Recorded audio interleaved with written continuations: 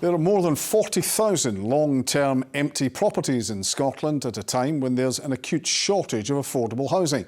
Now, local authorities could be given powers to double council tax on second homes to try to redress the balance. The Scottish Government says the move would prioritise homes for living in, as well as fund local services. But housing charities say much tougher action is needed to tackle the housing crisis. Kay Nicholson reports. With views like these, it's easy to see why Elie is so popular with visitors. We obviously rely on tourists for our income, but at the same time it's difficult to afford to buy a house in the local vicinity. We're lucky we have one, but we have children growing up who don't have one yet and may struggle in the future to buy one. A lot of the holiday homes here sit empty for a lot of the time. The ones that are rented out are not the problem.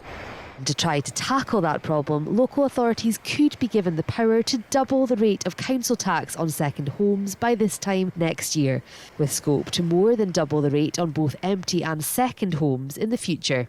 The Scottish Government says it would help increase the availability of housing, but some fear the move could have a ripple effect on communities like these. Second home owners who do rent their houses up are going to get that money back from somewhere, so they will increase rent. Then is that going to reduce visitor numbers?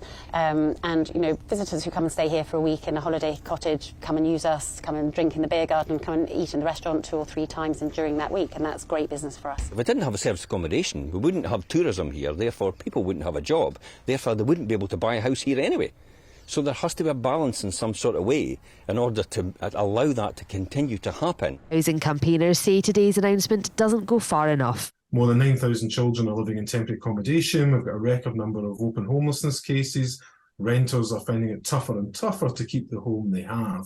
This feels like a small step, albeit a welcome step, but a small step towards addressing the housing crisis. Ministers say the move would strike a balance between increasing housing supply and allowing tourism hotspots to thrive. People are being urged to have their say before any legislation is passed. Kay Nicholson, STV News.